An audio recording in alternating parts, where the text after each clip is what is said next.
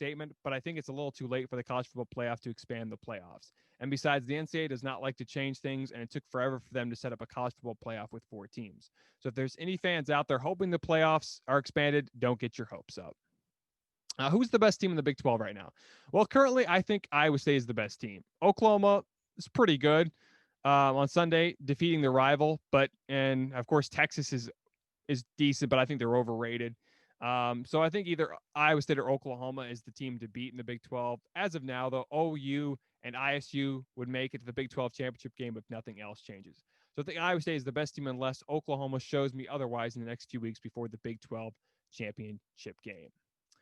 All right, so it's that time of the show that we talk about the NFL highlights of Week 11. We'll give you all the big games that happened on Sunday and Monday, I guess, too. Browns versus Eagles. The 6-3 Browns hosted the Eagles, hoping to continue their playoff push. The Eagles, despite their struggles, are still leading the awful NFC East. Early in the second quarter, Carson Wentz would be intercepted. That would be returned for a touchdown. Not much would happen for the rest of the half as the game would remain 7-0.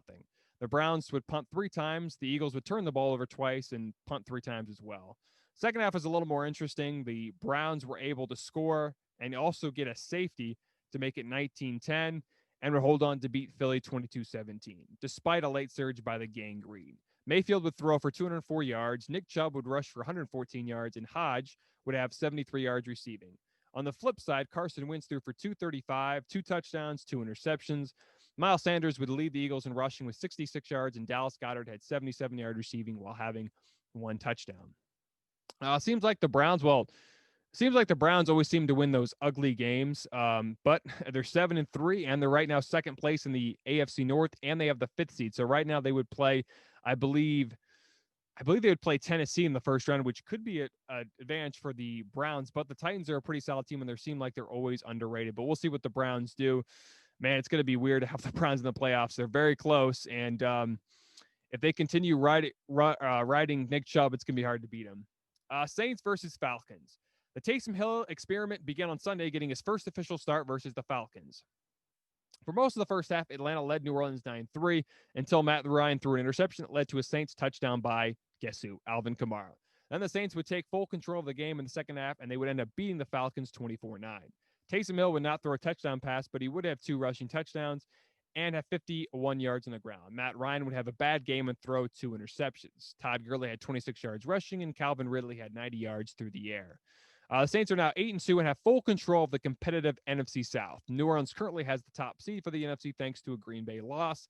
Taysom Hill is 1-0 as a quarterback. Never thought I'd see that day. I thought Winston was going to get the start, but Sean Payton tricked us all again and said, Taysom Hill's my guy. I'm not sure he'll be the starting quarterback this Sunday, but it seems like that's what the Saints want to do. Again, not sure when Drew Brees is coming back, but I feel like when he comes back, they're going to give it right back to him. Could be Drew Brees' last year, but we'll see. Titans versus Ravens. The Ravens are in trouble. With the loss, Baltimore is now out of the playoff race currently. The Titans would beat the Ravens 30-24 in overtime thanks to, guess who? Derrick Henry. B. Moore has now lost to Tennessee twice in a row. The Ravens would have an early lead 14-10 to break, and they would they would extend their lead 21-10 thanks to a J.K. Dobbins rushing touchdown. But here come the Titans. They would get a field goal and force Lamar Jackson to throw an interception. They would eventually score a touchdown to take the lead, but the Ravens come back with the field goal to force OT. The Titans, though, would get a touchdown on their first possession thanks to a Derrick Henry rushing touchdown. Ryan Tannehill would throw for 259 yards, 2 touchdowns, 1 interception. King Derrick Henry had 133 yards on the ground, 1 touchdown, and Corey Davis, the former first-round pick, had 113 yards receiving on 5 catches. Lamar Jackson had 186 yards, 1 touchdown, 1 interception. J.K. Dobbins had 70 yards rushing, 1 touchdown, and Mark Andrews had 96 yards and 1 touchdown. The Packers were hoping to continue their winning ways as they traveled to Indianapolis to take on the Colts, but the Packers struggled to tackle and turn the ball over 4 times. However, the Packers would have an early lead at half, 28-14, but the Colts made their comeback. The opening drive of the second half was a field goal to make it 28-17. Then they would score and make the 2-point conversion to make it 28-25. They would also get a field goal in their next possession to tie the game 28-28. The Packers would fumble. That led to another Colts field goal that would take the lead 31-28. The Packers would drive down the field to make it 31-31 to go into overtime, But turnovers kill you, and the Packers did it for the fourth time and gave the ball right back to the Colts, which they made a game-winning field goal. Colts ended up winning 34-31. Rivers threw 288 yards, 3 touchdowns, 1 interception. Jonathan Taylor rushed for 90 yards. Michael Pittman from USC had 66 yards through the air. He also added a touchdown. Aaron Rodgers on the other side had 311 yards through the air, 3 touchdowns, 1 interception. Aaron Jones had 41 yards rushing, added a score, and Devontae Freeman had 106 yards on 7 receptions and got 1 touchdown. Steelers versus the Jags. The Steelers, well, they keep on rolling. Pittsburgh remains the only undefeated team in the National Football League. The Steelers started off slow, and the Jaguars were able to get the first points thanks to a field goal by Chase McLaughlin. The Steelers would get a field goal by Chris Boswell in the second quarter to tie the game 3-3. Pittsburgh started off slow, but woke up in the second quarter. They would get 2 touchdowns, one from Big Ben and another Benny Snell rushing touchdown. They had a 17-3 lead at the half. Not much happened in the second half, but the Steelers were able to get a field goal and a touchdown. They would force Jacksonville into 4 interceptions. Final score, the Steelers 27, the Jaguars 3. Big Ben would throw for 267 yards, 2 touchdowns, 1 interception. Deontay Johnson, 111 yards receiving. For the Jaguars, Jake Luton would throw for 151 yards, but a career-high 4 interceptions. Josh Robinson had 73 yards rushing, and DJ Chark had 41 yards receiving. Dolphins versus Broncos. The Dolphins were trying to keep their 5-game winning streak alive and have Tua remain undefeated in his very young career. But Miami would run into a buzzsaw in the Denver Broncos. The Dolphins would strike first, or actually, they would strike first thanks to an interception from Drew Lock. Tua Tagovailoa would find Devontae Parker. A few drives later, Melvin Gordon would find the end zone on a 1-yard rush. The Broncos would get a field goal in their next possession, take the lead, and would hold on to going into half 13-10. Melvin Gordon late in the third quarter would score, and that's what they would only need. The final score, the Dolphins ended up falling to the Broncos 20-13. Drew Lock threw for 270 yards, 1 interception. Melvin Gordon had a nice day, rushing for 84 yards and 2 scores. Tim Patrick got 119 yards receiving. For the Dolphins, Tua was benched in the second half, but not because of an injury. Fitzpatrick would come into the game and lead the Dolphins through the air with 117 yards and 1 interception. Ahmad would run for 43 yards, and Devontae Parker had 61 yards receiving. The battle for the AFC East continued on Sunday night. The undisputed Super Bowl champs, the Kansas City Chiefs, took on the rival, the Las Vegas Raiders. The Raiders got the Chiefs last time they played, and it was on the Chiefs' turf. We jumped to the end of the first half where the Raiders had an early 17-14 lead.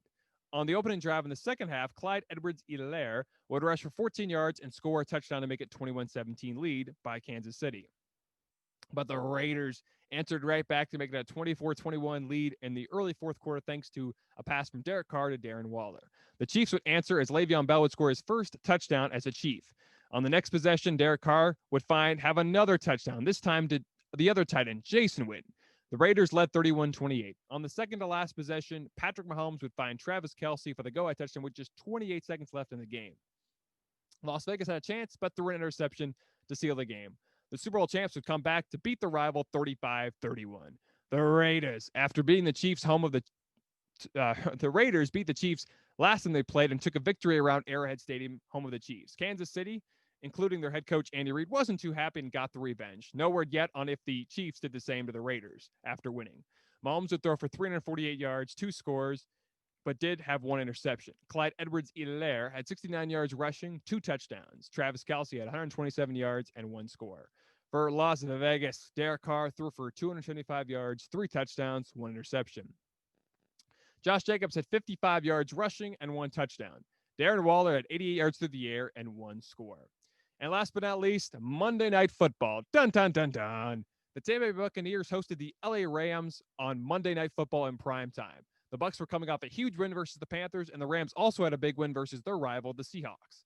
Tom Brady was looking to get a second win in prime time as a Buccaneer. LA was trying to continue their lead in the tough NFC West that possibly could be the best division in football ever. The Bucs started the game off slow with a punt, but were able to score 2 touchdowns in the first half. However, the Rams started off fast and took a 17-14 lead at the break. In the second half, Jared Goff would throw his first interception that led to a field goal to tie the game at 17. A few possessions later, the Rams would score on a 4-yard pass from Jared Goff to Cam Akers to make it a 24-17 lead for LA.